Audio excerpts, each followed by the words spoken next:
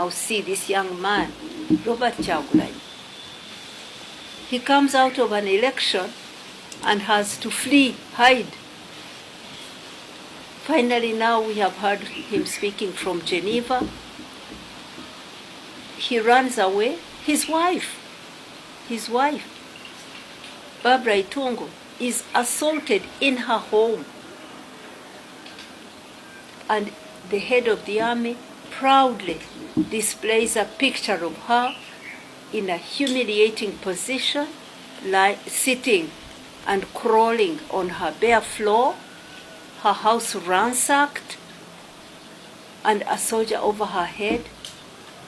She told a painful story of her humiliation, sexual assault, pulling off her clothes and leaving her exposed in front of tens of soldiers. She fell unconscious, had to be hospitalized. This is after an election. These are not elections. The whole world is condemning them now. Since we started these elections and Dr. Kizza Besigye decided to run, the first time he ran, 2001, after that election, he fled into exile. He spent 5 years in exile. That was not normal. The next election, 2006, for that one, he spent half the campaigning time in prison, facing the same charges he's facing today, treason, even rape was there. Half the time in the presidential election, the main candidate was in prison. That was not normal. The next election, the third one, 2011, he was assaulted. I had to take leave from my job in New York to come here to evacuate him to Nairobi to be treated after he was physically assaulted, almost made blind. That was not normal.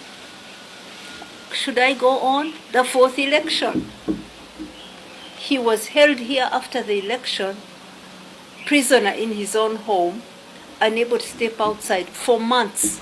We had to fight and fight and fight for him to be able to step out and be normal. That was not normal.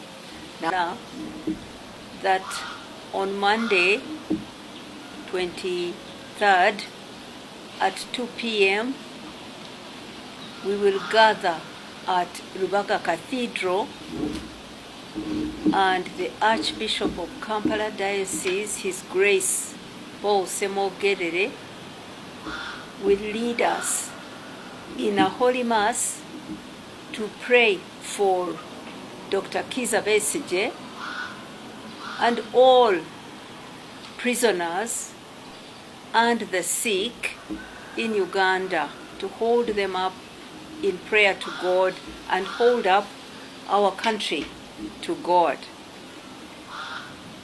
This Holy Mass was requested by myself and my family as Christian people who follow the Roman Catholic faith, but it is for all Ugandans. It is intended to unite all of us in our different religions, Anglican, Muslim, Orthodox, or even those without religion. It is meant to unite us all before God.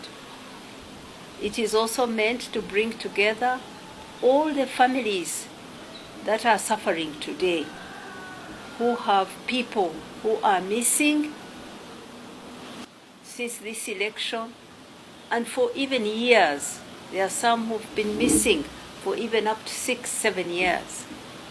It is for those families whose family members are in prison, many times without charge, for many years, 15 years. I met one man in prison.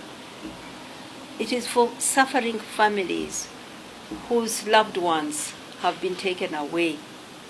Yesterday, I asked the Secretary General of NUP, David Louis Bongoya, to give me a list of families, of names of people who are missing or in prison from among their supporters.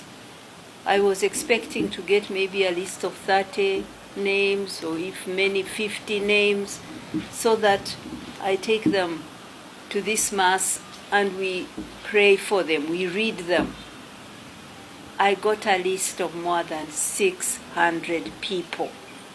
And he said to me that the list is longer, it keeps growing every day. There are people they don't know yet who are missing. So it is a crisis in our country. We are coming together to pray at a time of crisis. This is not normal. The thing is that the violence, the militarism, the misogyny, the hatred and abuse of women has been going on and continues to be normalized. We are coming to pray to say that this is not right, this is not normal, we want it to change. We want a peaceful country, a democratic country. You see,